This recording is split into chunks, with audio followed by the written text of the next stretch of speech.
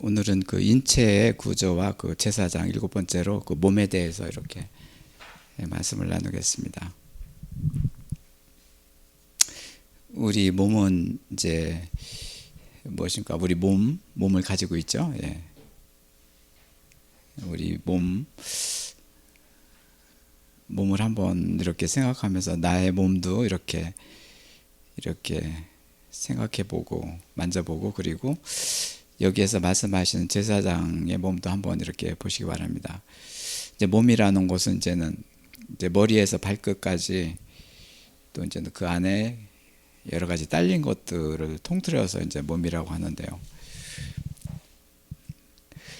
이제 우리 몸은 이제 이렇게 질그릇같이 이렇게 약하고, 이렇게 그래서 깨어지고 여러 가지 제약의 유혹을 이렇게 많이 받게 되고, 또 때로는 무기력하고, 그래서 이제는 이 몸 자체가 하나의 큰 지치고 이렇게 힘든 그런 몸이 되고, 어떻게 하면은 이 몸을 이렇게 하나님의 그런 뜻으로서 살아가게 하실 건가? 그것이 이제는 예수님의 우리를 향한 그런 기도가 됐고, 그래서 오늘 제사장으로 오신 예수님께서 그 예수님의 그 몸은 어떻게 생겼을까, 이렇게 우리가 나누는 시간입니다.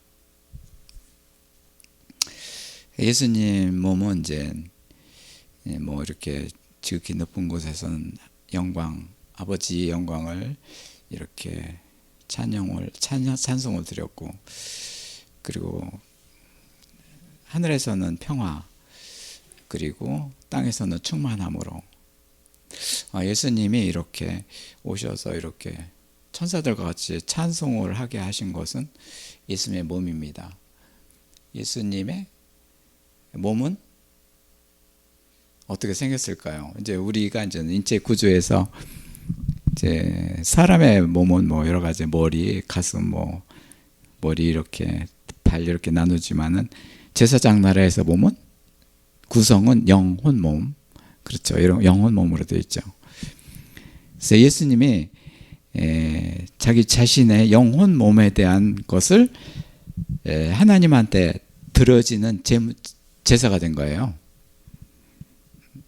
하늘에 계신 아버지, 그리고 땅에서는 평화가 이제 예수님 자신이고, 이제 충만은 성령의 충만이시죠.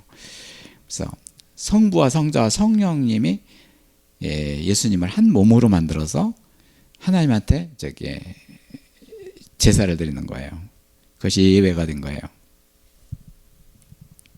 예수님의 몸을 이제 제사장의 몸으로. 근데 왜 이렇게 예수님이 제사장 몸으로 이렇게 오셨을까요? 그가 이제는 아버지의 말씀을 일으켜서 부활의 몸을 만드시기 위해서, 부활의 몸을 만들으니까 창세전에 아버지의 영광이요, 새하늘과 새 땅에 아들의 평화요, 새 성에 성령의 충만이요, 이렇게 찬송하게 됩니다. 주의 가정에서 이렇게 아버지 아들을 모신 가정에서 이렇게 됩니다. 처음에 예수님이 모실 적에는 지극히 높은 곳은 영광, 그 다음에 하늘에서는 평화, 땅에서는 충만이라. 어떤 말씀에서는 충만을 이렇게 빼고 그냥 평화까지만 이렇게 했습니다. 그래서 우리가 이제는 예수님이 오셔서 이제 몸의 부활을 다 이루신 다음에 우리를 그렇게 부활의 형체로 우리를 만들어지게 되면은 우리 입에서 나오는, 우리 몸에서 나오는 찬송은 그렇게 창세전의 아버지, 그리고 새하늘과 새 땅에 예수님 하나님 아들, 그리고 새 성에선 성령의 충만함, 이렇게 사람의 그전에는 인체 구조에서 사람은 그냥 머리, 가슴 이런 식으로 돼가지고 하나의 육체적인 덩어리였는데, 이제는 우리가 제사장 나라에 들어가게 되면서 그리스도와 하나로 연합이 된 자가 돼서 이렇게 그 몸을 이뤘는데, 그 몸이 하나의 예배하는 자가 된 거예요. 하나님께서 받으시는 산 제사를 하나님께 드리는 거예요. 살아있는 그 제물을 하나님께 드리는 거예요. 그러니까 예수님이 오셔서 이런 몸을 하나님의 그 뜻으로서 하나님 자녀한테 선물을 주는 거예요. 예수님을. 그 과정을 나눠보겠습니다. 첫 번째, 몸의 부활.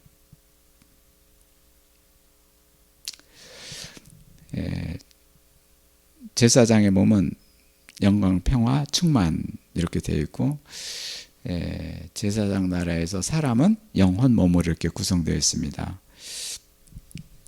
15장 35절에서 죽은 자들이 어떻게 살아나며 어떻게 몸으로 사느냐, 누가 죽은 사람이 어떻게 살아날 수가 있느냐, 이렇게 말씀을 하셨는데, 이 질문은, 첫 질문이 굉장히 중요합니다. 죽은 사람이 다시 살아나는 거. 우리가 세상에서는 사람이 이제 이 세상에 떠나가지고 이제 무덤에 들어간 자, 이렇게 죽음으로 생각하는데, 하나님께서 죽은 자라는 것은 뭐냐면은 이 세상에 살아가는 사람입니다. 이 세상에 살아가는 사람이 이미 다 죽은 사람이에요. 영혼 몸이 다 죽었어요. 죽어서 죽은 자를 살리려고 예수님이 오신 거예요. 이 세상에서 부활을 시키려고 하는 거예요. 여기에 이제는 누가 묻기를 죽은 자가 살아나느냐, 어떻게 살아나느냐. 물론 성경에서는 죽은 자를 살리신 나사로도 있고 뭐 이런 사람들, 그렇게 예수님 자신이 이렇게 죽었다가 살아나셨는데, 사실은 그 부활하신 예수님의 몸이 되어서 우리를 살아가게 하시려고, 죽은 자를 살게 하시려고 오신 거예요. 이게 35절의 이 말씀은 세상의 말을 우리들이 들을 적에는 제사장 나라에서 지금 죽은 자다, 모든 사람이 죽은 자다, 나 자신도 죽은 자였기 때문에 죽은 자를 살리러 오셨다, 이렇게 보시는 거예요. 현재적인 상황으로 봐야 되는 거예요. 이 말씀 한 구절로 이렇게 전부 다 정리가 되는 거예요. 시작이.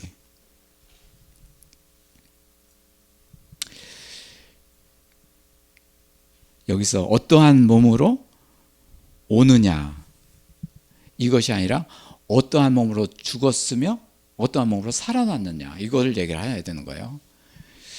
죽은 자가 오는 것이 아니라, 물론 이제 이 세상에 이미 죽은 자들이 그리스도가 다시 올 적에 부활을 일으켜서 다시 오겠죠. 그렇지만은 그 시점이 아니라 우리 지금 현재 우리 상황에서 죽은 자다. 그리고 그를 살리시기 위해서 예수님이 오셨다. 그거예요. 여기서 이제는 몸, 소마 많이 쓰는데요. 모마, 소마라고는 말, 그리고 살아있는 몸. 그러니까 우리 몸은 영혼 몸을 감싸고 있어서 하나의 그 생명의 도구다, 생명의 그릇이다. 그리고 우리의 몸은 육체적인 몸이지만 하나님이 보시기에는 예수님의 피와 살이 들어가 있는 살아있는 몸이다. 이제 부활의 몸, 그러니까 부활의 몸이 그렇게 만들기 위해서 예수님이 오신 것이다. 그래서 이제는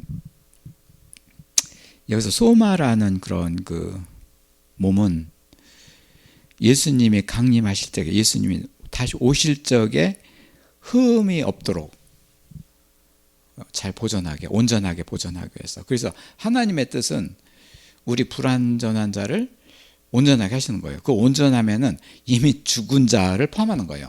너는 이미 죽었기 때문에 이렇게 살려주시는 거예요. 그 안에 그러니까 죽은 자가 되니까 악이 들어있고 원수가 되어 있고, 그리고 막 저주를 하게 되고 이렇게 된 거예요. 그게 죽은 몸이에요. 그렇게 살았어요. 근데 흠이 없도록 보존하신다. 그를 이 세상에서 데려가는 것이라, 죽게 하는 것이 데려가게 하는 게 아니라 이 세상에서 그렇게 온전하게 보존을 하기 위한 것이다. 하나님의 뜻이에요. 이게 데살로니가전서 5장에서는 뭐 기뻐하라, 범사에 감사, 이렇게 시심하게 기도, 이것이 온전하게 된 지금 현재 상황에서 그렇게 하라는 거예요. 온전하게 된 것은 이미 사실은 죽은 자가 살아난 거예요. 예. 이제 36절에서 끝까지는 뭐냐면은 비유가 나오는데, 이제 씨 뿌리는 비유, 내가 뿌리는 씨, 여기서 이제는 죽지 않으면 살아나겠고, 뭐 여기에 보면은 뿌리는 것은 장래 형체를 뿌리는 것이 아니에요. 다만 그 다른 것의 알맹이라 하나님의 뜻대로 그 형체를 두셨고, 그 종자대로 그 형체를 두셨다. 하나님의 뜻으로 씨를 뿌리는 것, 씨 뿌리는 비유가 굉장히 중요합니다. 이게 씨 뿌리는 그 씨를 통해서, 하나님 말씀을 통해서 죽은 자가 살아나고 부활이 되기 때문에요. 이미 하나님 성경에 기록된 그 말씀대로 이루어지면 이렇게 되는 거예요. 여기서 보면은 여러 가지 종자들, 예를 들어서 뭐 밤, 아니면은 뭐 생강, 뭐 이런 것들, 하나님이 이렇게 식물을 주시고 나무를 주신 것은 뭐냐면은 그 형체를 말씀으로 주신 거예요. 그렇게 이렇게 그들이 살아나서 열매를 맺고, 또 다시 그 열매가 썩어서 다시 싹이 나고 이렇게 하게 되는 거예요. 이게 고린도전서 15장은 부활절이라고 하는데, 전부 다 어떻게 보면 씨 뿌리는 비유예요. 어떻게 씨를 뿌렸더니 그 형체가 이렇게 살아났다. 나무도 그렇고 식물도 그렇다. 사람도 그렇다. 그것을 비유한 거예요. 여기서 중요한 것이 뭐냐면, 하나님의 뜻대로 하나님의 말씀이 들어있다. 그 안에 들어있다. 그 말씀이 이루어지면 이렇게 된다.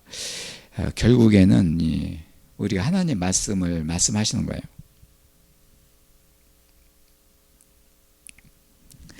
여기서 39절에서는 뭐 사람의 육체, 짐승의 육체, 새의 육체, 이게 물고기 육체, 이렇게 나왔는데, 아유, 지금 현재 우리가 살아가는데 이 물체하고 어떤 상관이 있을 건가? 천지를 운행하신다는 하나님이 일을 운행하시는데, 이들이 하나님 말씀으로 만들어졌기 때문에요. 이들이 작동을 하는 거예요. 저는 뭐 이렇게 들판에서 이렇게 보고, 산에서 이렇게 보고, 이렇게 식물이 살아나고 뭐 이러는 것들을 유심히 관찰해요. 그전에는 무심했는데 지금은 하나님의 말씀에 근거가 돼가지고 너희들이 다 일어나고 이렇게 되는구나, 움직이는구나. 하나님이 이 온 천지 창조를 이루신 것이, 모든 것이 생명체를 두신 것이 말씀으로 다 되어 있구나. 이걸 한참 동안 이렇게 그들과 같이 있는 거예요. 근데 하나님 아들과 딸이 돼서 정말 그렇게 하나님 형상으로 창조가 되고 그러면은 실질적으로 그 몸으로 느끼고 그렇게 되는 거예요. 그래서 모든 사람이 이렇게 되기를 바라는 거예요.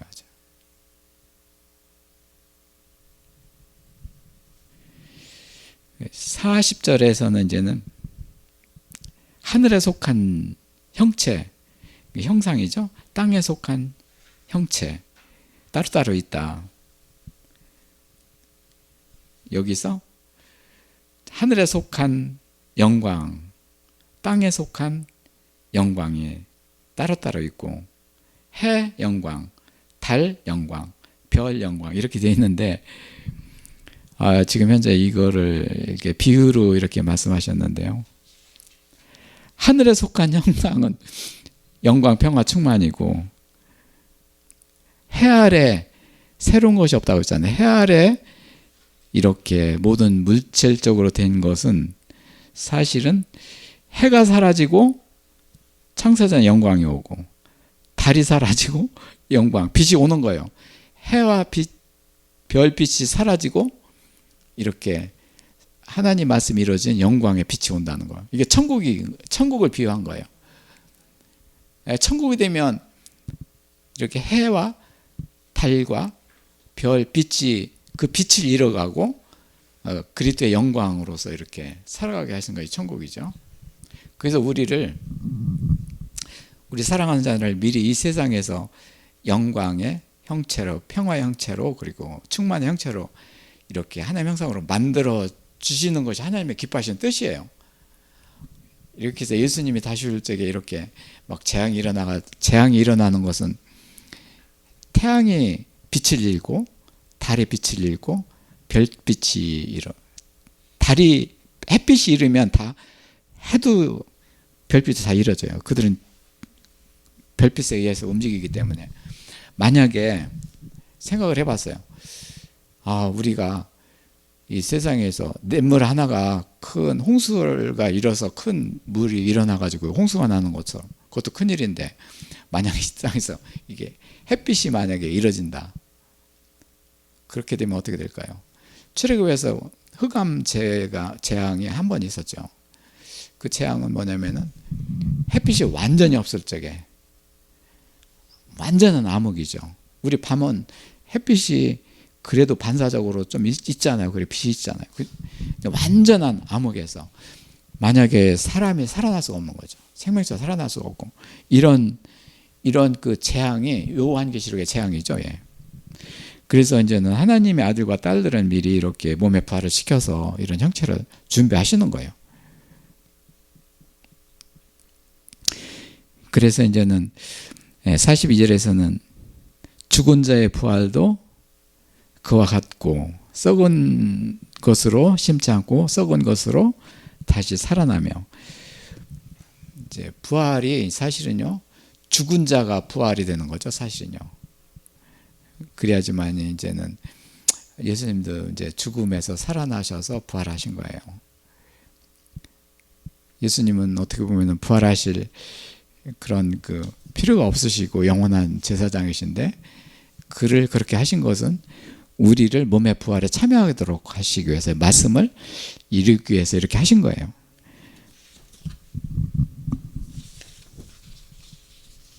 네, 지금까지 이렇게 부활이라는 것은 어떠한 잠에서 깨어나는 거, 죽은 자가 살아나는 거, 깨어나는 거. 이 세상은 이제 죽었다, 사람이 죽었다 하는데, 이제 천국에서는 잠들다. 네, 그러면 영혼이 살아있기 때문에 그는 잠을 잔다. 그 안식에 들어가는 거죠. 그래서 안식을 누리다가 이제 예수님이 다시 재림하실 적에 이제 부활하신다. 그도 살아난다. 그래서 우리 천지창조에서 안식이 그렇게 중요한 것이 뭐냐면은, 잘 보존하기 위해서 안식을 하게 하셔서 이제는 이 세상을 떠나서 다시 이제는 그 부활하시도록. 우리들이 처음에 1차 부활은 몸의 부활이고, 두 번째는 부활의 몸. 예수님은 부활의 몸을 이루시고 이제는 우리를, 모든 사람들을 이제 일어나게 하기 위해서 부활의 몸이 되신 거예요.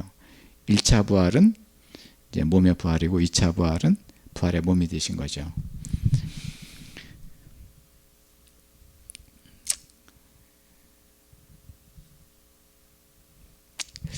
여기서 이렇게 안식이라는 것이 중요한데, 그래서 예수님이 이제는 부활하실 적에 안식 후에 부활하셨어요.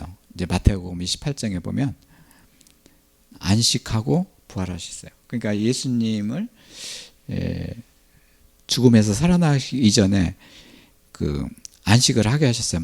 아버지의 말씀을 이루어져서 안식을 하시고, 안식을 하신 다음에 이제 몸의 부활을 이루신 거예요. 그러니까 예수님이 이렇게 지금까지 그 일을 하나님 아버지를 말씀을 통해서 이루신 것이 왜 이렇게 이루셨냐면은, 우리 사람들 그렇게 한 사람 한 사람들을 그렇게 되는 거예요. 그 말씀이 이루어져 가지고. 안식 후에 부활하신 예수님. 그리고 다시 오셔서 우리를, 안식하신 자들을 깨어나게 하셔서 이제 영원한 나라에 들어가게 하신 거. 그 일을 위해서 이제 몸의 부활입니다. 네.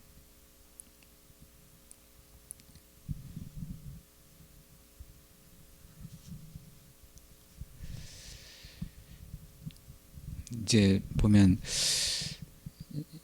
부활이 이제 그 전에는 성경에서 부활하면은 예수님 뭐 그렇게 하셨구나 그렇게 약간 피동적으로 이렇게 생각하고 이제 이렇게 됐었던 거예요. 근데 이제는 우리 한 사람 한 사람들이 이제 부활에 참여하게 되면 몸 자체가 몸의 부활이니까 몸 자체가 죽었다가 살아나게 하셔서 몸의 부활을 이루시는 거예요.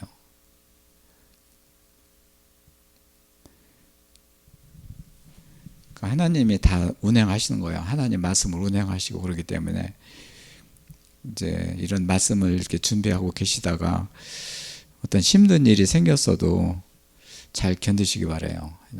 하나님께서 다 도우셔요. 다 그 길을 이뤄 주셔요. 우리가 요즘에 이렇게 기도하는 예수님의 기도를 배우는 핵심이 바로 이거예요. 이렇게 되기 위해서 하는 거예요. 이게 사랑이에요. 저는 그전에는 사랑 그냥 이렇게 아까 얘기한 대로 피동적이었는데요. 이게 완전한 사랑이에요. 이 사랑이 부활해요. 이 된 뒤에는 사실은 다른 것이 하찮게 보여요. 처음 말해요. 이게 정말 꽃이다. 하나님 아버지의 사랑이다. 그러니까 예수님이 그렇게 되신 거예요. 그 사랑의 결과가 복음이 된 거예요. 예수님 몸에서 복음이 생긴 거예요. 그래서 은혜가 된 거예요. 사랑과 복음과 은혜. 지금 현재 우리가 이제는 복음을 어떻게 만드느냐, 어떻게 이루느냐 이렇게 말들 많지만 복음은 사랑으로, 아버지 사랑으로 이렇게 몸의 부활을 만들어 주신 거예요. 그러면은 영광, 평화, 충만으로 된 그런 복음이 생겨요. 복음의 비밀을 된 자들이 알아요. 그리고 하나님이 아무나 그렇게 하지 않아요. 하나님 사랑하는 자를 그렇게 해야죠. 아니 이거는 누가 그렇게 하겠어요? 하나님이 값진 그 부활을 그렇게 함부로 하겠어요? 참 우리가 젊은이들을 같이 예배를 드리고 있는데 이런 얘기를 하게 된 게 감사해요. 그렇게 알게 하신 것도 감사하고 이렇게 하신 게 감사하고 기도하게 하신 게 감사하고 근데 그들이 실제로 그렇게 되면 느낄 거예요. 그때서 비로소 느껴요. 지금은 그냥 아는 정도 이렇게 되지만 실질적으로 아는 것이 정말 하나님 사랑이 되고 복음이 되고 그리고 은혜가 되는 거예요. 45절에서 첫째 아담, 둘째 사람 이렇게 나오는데 첫째 아담은 생명, 영적인 존재. 창세기 2장 7절에 흙으로 지어 이렇게 아담을 만들었는데 그 코에 생기를 불어서 이제 그 생명, 영적인 존재를 만드는 거예요. 흙으로 된 자를 영적인 존재로 만드는 거예요. 사람만이 그렇게 하신 거예요. 이제 둘째는 하늘에서 온 사람이다. 예수님이에요. 예수님은 하늘에서 온 그 영광, 평화, 충만으로 이렇게 제사장으로 준비하셨고 그 제사장이 오신 거예요. 그래서 둘째 사람이신 그 예수님을 통해서 첫째 사람 아담을 사랑 안으로 들어가게 해서 주 안에서 하나가 되게 하시는 거예요. 이제 사람 하면은 혼돈, 공허, 흑암으로 되어 있고 이렇게 된 땅의 형상인데 이 일로 인해서 부활로 인해서 땅이 새하늘과 새 땅으로 바뀌는 거예요. 이게 그러니까 이 세상에서 우리가 힘들고 고생하고 그러잖아요. 이 세상이 굉장히 중요하죠. 세상에서 이제는 같이 생활하고 이제는 이렇게 교제도 하고 이제 시집장가도 가고 이렇게 되는데요. 근데 이 세상에서 사는 것이 고통이고 힘들어한 거예요. 근데 이 세상에서 이 부활로 공의로서 심판을 해서 이 세상을 뒤로 가게 한 거예요. 이게 부활이에요. 그래서 세상에 있지만 세상에 속하지 말라고 요한계시록 요한복음 11장의 그 중간에 말씀이 바로 그거예요. 네, 아버지여 사랑하는 자들을 위해서 제가 이렇게 해서 이렇게 마지막 기도를 드립니다. 아버지요 이들을 세상에 있지만 세상에 속하지 말도록 하옵소서. 이 얘기가 뭐냐면은 이들이 세상에서 태어나고 세상에서 있었지만은 이젠 아버지 안에 거하게 하셔서 이 세상에서 살지만 세상에서 물들어온 것들을 다 빼주옵소서. 그러니까 하늘의 형상으로 바꾸는 거예요. 이거는 하나님의 사랑이에요. 이게.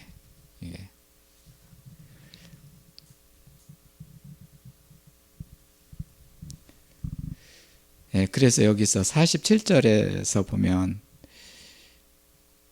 코이코스, 코이노스가 이제 세상이에요. 전부 다 코 쪽으로 나가는 거예요. 세상은 코이노스, 코이코스 이렇게 나오는데 흙으로 된 그런 세상을 이제는 하늘에 속한 자로 만들기 위한 하나님의 사랑이죠. 이제 48절에는 저 흙에 속한 자와 같이 무릇 하늘에 속한 자와 같이 되리라. 하나님의 사랑을 이루는 거예요. 그래서 하나님 말씀이 그렇게 됐기 때문에 하나님이 택정한 자녀를 그렇게 만들어 버려요. 근데 우리가 이제 기도할 적에 이렇게 기도하면 참 좋겠죠. 근데 이 속의 비밀을 느낀 자들은 또 그거를 감사하고 막 기도를 하는데 이렇게 되기를 바라고 기도를 하는데 당사자는 이 기도가 안 돼요. 이거를 잘 모르기 때문에요. 근데 이거를 기도하게 하셨어요. 이렇게 되기를 하나님 원합니다. 하나님께서 정하신 때에 이르러 그렇게 되기를 하나님 원합니다.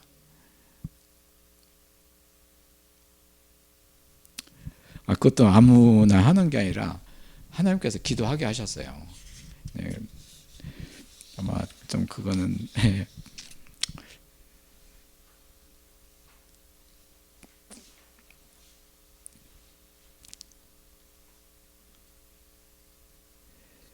그래서 여기에 보면은 저기 참고에 그거 보면은 3에 보면은 하늘에 계신 그 속성 형상이 예수 그리스도 안에서 하늘에 앉히다.